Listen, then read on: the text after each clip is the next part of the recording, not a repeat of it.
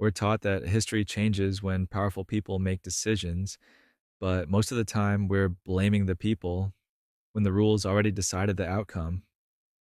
That doesn't mean people don't matter. It means their choices only matter inside the rules they're given. And once those rules change, power suddenly looks decisive, even though the shift already happened. This mistake is easy to make because power is visible.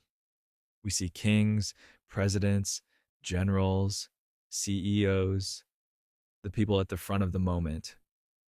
So when something finally changes, we point to the person holding the pen or giving the speech and say, that's where history turned. But visibility isn't causality. History doesn't announce the moment the rules change.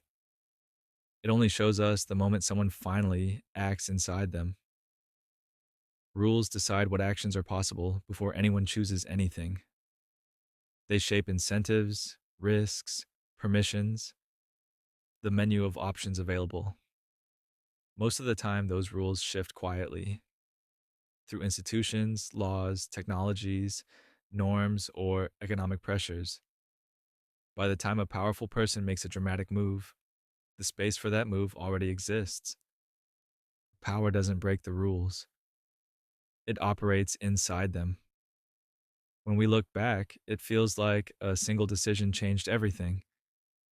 But if you zoom out, that decision only worked because the constraints had already moved. Earlier versions of the same choice failed, not because leaders were weaker, but because the rules hadn't shifted yet.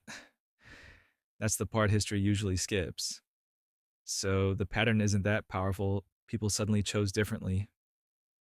The pattern is that the rules changed first, and power only became effective after that change. That doesn't mean outcomes were fixed. It means the real fight was over which rules would exist, not who was in charge. That's why history keeps crediting leaders for changes that were already decided by the structure beneath them. Power looks like it opened the door, but the lock was already disengaged. Once you see this, history starts to look different. Sudden turning points stop feeling sudden. You start noticing long stretches where pressure builds, constraints loosen, and options quietly expand, long before anyone takes credit. This is why so many historical explanations feel satisfying but wrong. They mistake the final action for the cause. So the mistake is thinking history turns when powerful people decide differently. It doesn't. History turns when the rules change, and power only matters after that shift. Leaders don't create the moment, they step into it. And once you see that, a different question matters more than who was in charge. Who changed the rules before anyone noticed?